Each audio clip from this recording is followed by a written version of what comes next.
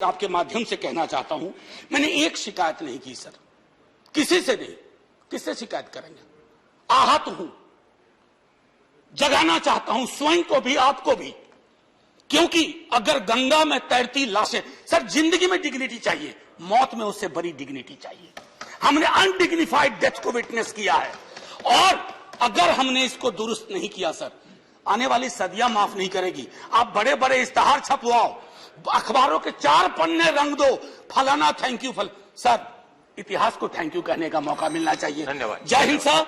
अगर मेरी बात से फिर भी किसी को कष्ट पहुंचाओ, मैं उन्हीं लाखों लोगों की धन्यवाद डेड बॉडी के बिहाफ पे आपसे माफी मांगता हूं। जय हिंद। इस वक्त मेरे साथ राज्यसभा सांसद मनोज झा हैं। उनकी एक स्पीच जो है, जो उन्होंने संसद में दी है, वो वायरल है और उस स्पीच की काफ़ी तारीफ हो रही है सोशल मीडिया पर, ख़ासतौर से ट्विटर पर।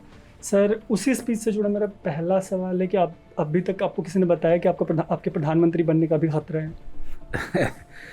ये स्पीच देने के पीछे, और मैंने शुरू में ही कहा था, मैं साफ ईमानदारी से कहूँ कि भाषण नहीं दिया था, वो 2.25 महीने है। पूरे देश ने, आपने, हम सब ने जो व्यथा झेली लोगों की मौत का, इसे मैं भाषण की श्रेणी में रखना भी नहीं चाहूँगा।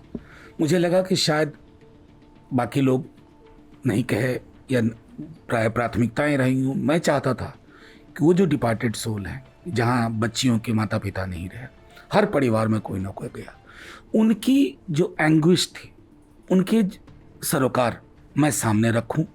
और जाहिर तौर पर प्रधानमंत्री या इस तरह की किसी चीज़ का तो कोई चीज़ नज़र में ही नहीं थी, कभी सोचा भी नहीं। नहीं सर, मैंने ये बात इस लिहाज में की कि हिंदुस्तान में मतलब जो पॉलिटिकल डिबेट है, उसमें एक चीज़ बड़ी पुख्ता तौर से बोली जाती है कि जो भी प्रधानमंत्री के पद का दावेदार है वो या तो बहुत अच्छा बोलने वाला हो, या अभी वाले बहुत अच्छा बोलते हो, तो आपको लगा कि आप बहुत अच्छा बोल रहे हो और कल के आप प्रधानमंत्री हो जाएंगे? नहीं, जितनी मेरी डेमोक्रेसी की समझ है कि अगर आप अच्छा बोलते हैं और आपके पास जनाधार है, आप वोट दिलवा सकते हो।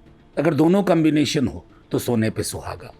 लेकिन मुझे पता है कि मेरी पार्टी का बहुत बड़ा आधार है बिहार में, और हमारे नेता वोट कैरी कर सकते हैं, ट्रांसफ़र कर सकते हैं। सिर्फ ओरेटरी से आप जन सरोकार की चीज़ों को रख सकते हैं। ओरेटरी अपने आप में मैं समझता हूँ एंड ऑल नहीं है। जिंदा दस्तावेज छोड़ के गए हैं हमारे फेलियर का।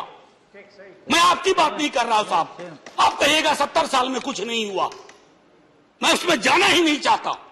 ये कलेक्टिव फेलियर है 47 से लेके अब तक की सारी सरकारों का। क्या बना दिया हमने? मुझे पता नहीं था कि अस्पताल और ऑक्सीजन का क्या रिश्ता होता है सर। ईमानदारी से कहता हूं, मैं मेडिकल बैकग्राउंड से नहीं आता हूं।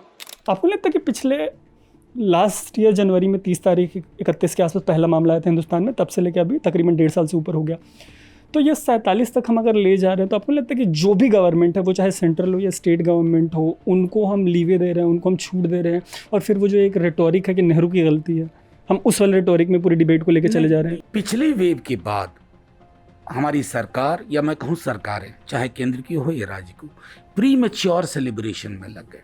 बहुत अनसाइंटिफिक। कोरोना एक साइंटिफिक नज़रिए से आपको डील करना था।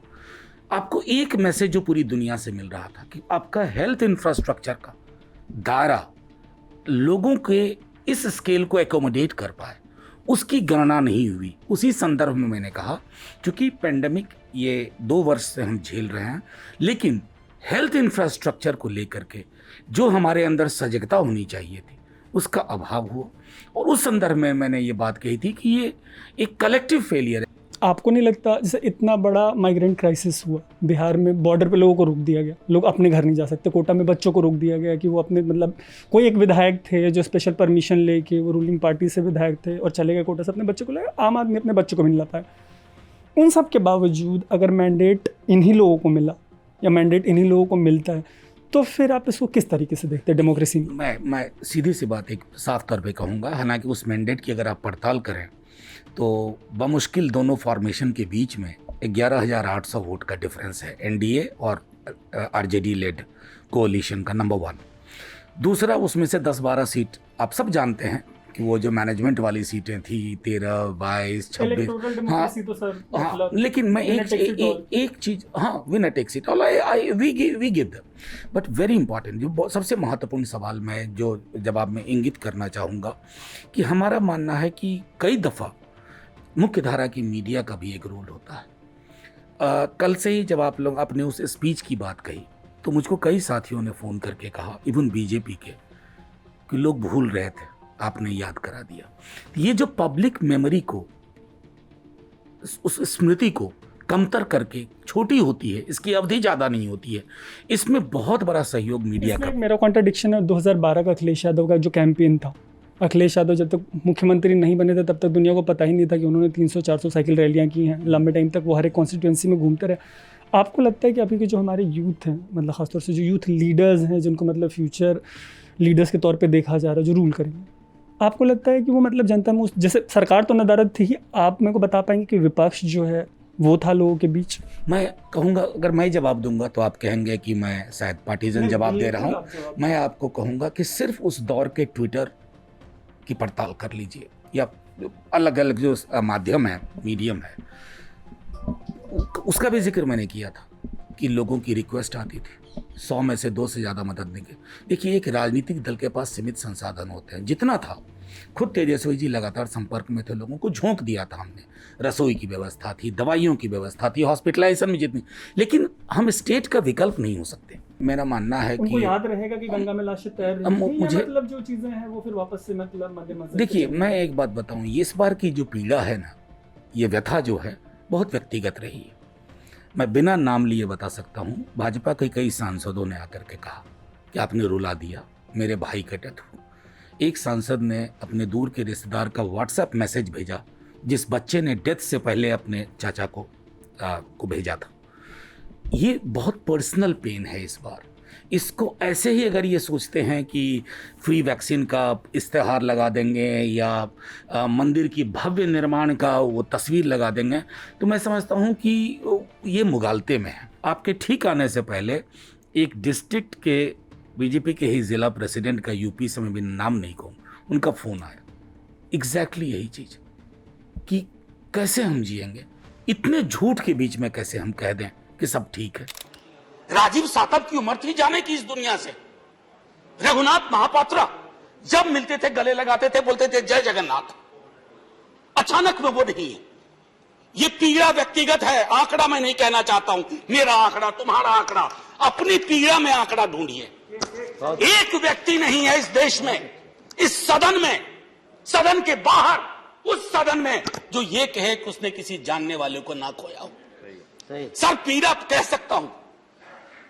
ऑक्सीजन के लिए लोग फोन करते थे, हम अरेंज नहीं कर पाते थे। संसद जब हिल गया, आप 50 का आंकड़ा आपने दिया है, मैं आपको कोट कर रहा हूँ, अगर 50 लोग के जानने के बावजूद जो क्या बोलूँ फाउंडेशन वो शेक नहीं कर रहा, तो आप बताएंगे कि मतलब फिर कौन सी चीज़ लगेगी इसको हिलाने में? देखिए, मेरा मानना है कि डेमोक्रेसी में, जो आपने खुद कहा, मैं आपके शब्द लेता हूँ, संवेदना की बहुत ज़रूरत है।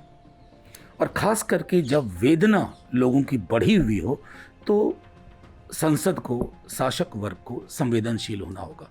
मैं माफ़ी के साथ कहूँ, संवेदनाओं के खात्मे की कहानी देख रहा हूँ। संवेदनाएं खत्म हो गई हैं। बहुत संवेदनशील जानकारी दी गई कि किसी की डेथ ऑक्सीजन से नहीं हुई। जैसे अब कल ही मैं समझता हूँ कि इस तरह के बयान अगर सदन के पटल पर रखे जा रहे हैं, आज भले मीडिया में ना चले, उसकी चर्चा ना हो, इतिहास माफ़ नहीं करेगा। क्योंकि ऑक्सीजन की कमी से अगर नहीं मरे तो मंत्रीगण ऑक्सीजन के लिए एम्पलीफाई क्यों कर रहे थे रिक्वेस्ट अपने रिश्तेदारों के लिए? हम क्यों परेशान थे? 2.25 महीना क्या ये देश एक दुखद सपना देख रहा था? आप किसको बरगला रहे हैं? और एक चीज़ जो मुझे बहुत फनी लगी, बहुत हास्यास्पद लगी, किसी भी डेथ सर्टिफिकेट में ये कैसे लिखा जाएगा कि ऑक्सीजन की कमी से मरे? ऑक्सीजन नहीं मिलेगा। देखिए, बदलाव आना चाहिए कि डेथ सर्टिफिकेट में ये चीज़ मेंशन की जाए अगर ऑक्सीजन की कमी हो तो। एक बात बताना चाहता हूँ, ऑक्सीजन अगर मुझे वक्त पे नहीं मिला, मेरा लंग फेल करेगा, मल्टीपल ऑर्गन, और वो चीज़ें उसमें आएंगी। और अगर हमारे देश के उस दौर का डेटा के आधार बावजूद लोग अगर ये सरकार कह पा रही है इस तरह की चीज़, देखिए वो होगा। बल्कि प्रिविलेज मोशन लाने की बात हो रही है, क्योंकि हाउस को अगर आप मिसलीड कर रहे हैं तो देश को मिसलीड कर रहे हैं।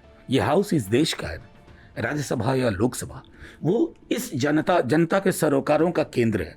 वहाँ अगर आप गलत सूचना दे रहे हैं, मिसलीड कर रहे हैं, तो ये प्रिविलेज का मामला बनता है। और मैं समझता हूँ कि मंत्री महोदया को जाना होगा, ये तय है। एक आखिरी सवाल ये है कि सरकारें बदलती रहती हैं, बड़े लंबे टाइम से नीतीश कुमार चीफ मिनिस्टर हैं, दावे बड़े बड़े हैं, होते हैं हर सरकार के, आपके सरकार के भी रहे हैं दावे।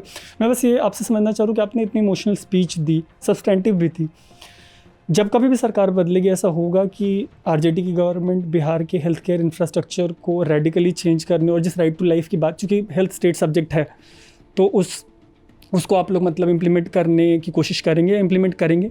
आप इसको रिकॉर्ड पे रख लीजिएगा, जब हमारी सरकार होगी राइट टू हेल्थ को लेकर के हम एक निश्चित दिशा में आगे बढ़ेंगे और इसको साकार कानून बनाएंगे? करेंगे, साकार करेंगे। मैं कह रहा हूँ कानून बनाएंगे, नंबर 1।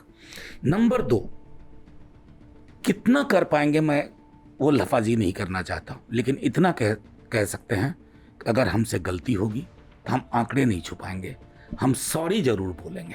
संसद में जो स्पीच दिया हम उसी के ऊपर चर्चा कर रहे थे। आई होप कि आपको एक ओवरऑल अंडरस्टैंडिंग मिल पाई हो कि वो स्पीच किस बारे में थी, कौन सी बातें हुई हैं, और जब कभी भी भविष्य में इनकी सरकार आती है बिहार में तो ये कह रहे हैं कि जो बात इन्होंने संसद में कही है कि राइट टू हेल्थ पे कानून बनना चाहिए, इनकी पार्टी की सरकार बनती है तो उसको बिहार में इम्प्लीमेंट किया जाएगा। आप देख रहे हैं अनकट, मेरा नाम है तरुण।